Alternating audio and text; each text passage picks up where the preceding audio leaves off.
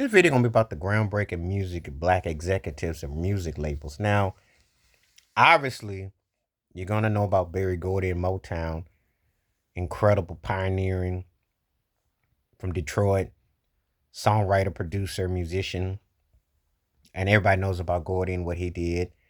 Um, Changed the sound of music, the sound of young America. It was a cornerstone of so much music and depth and range that it was incredible what he was able to do.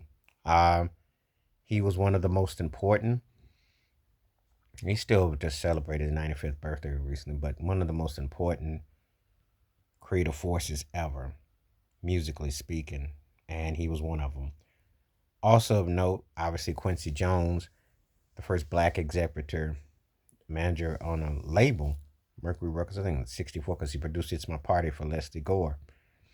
So a black executive was a big deal.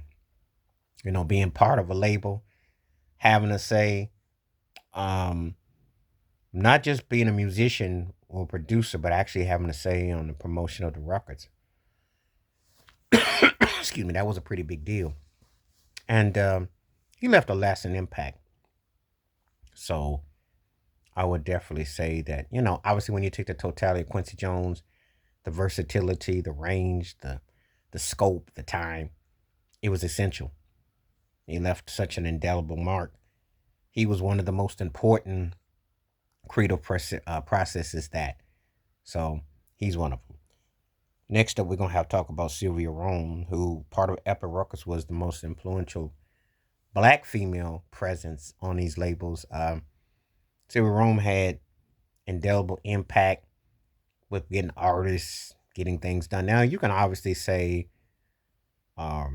Sylvia Robinson, obviously, with Sugar Hill Records. That was a big stepping stone. There have been others.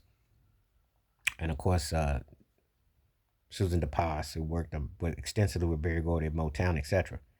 But Sylvia Rome she was definitely somebody who made a lot of inroads and definitely was, when we talk about black executives at these record companies, she's one of the ones whose names comes up. She's one of the most influential and impactful. The next person, the late, great Clarence Avant, known as the Black Godfather of music film. He had a hand in labels like Sussex Records and others. He was the one that brought a lot of producers work. He put contact with a lot of people. He was the go-to person. He was kind of like an industry mentalist that could get so much done. He was truly one of a kind. And he was ahead of the curve.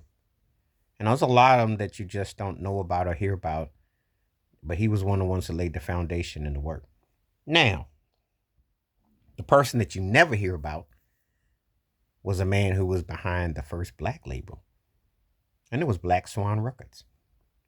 And he was the philosopher, the deep one, W.E. Du Bois. Yeah, he was a director on Black Swan Records. This came out in 1924. Ain't that something?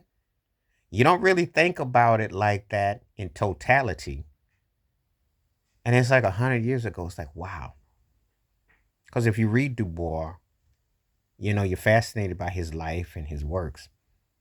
But yeah, he was executive. He was on the director of this first black label, Black Swan Records. So those are some of the African American prominent figures in the music industry who were groundbreakers for being executives at labels and the works they did. And you pretty much know the cream of the crop and the longevity and the work. The names and the work speak for themselves. So I just want to give a shout out. Please hit like, subscribe, welcome thoughts, comments, and I do respond. Thank you. Wash your hands. Keep your mind clear. Watch out for another and share it if you like, and hit that membership, because when you do, video requests I bring through. Stay safe, stay blessed, stay woke, stay free. I'm out one time. Peace.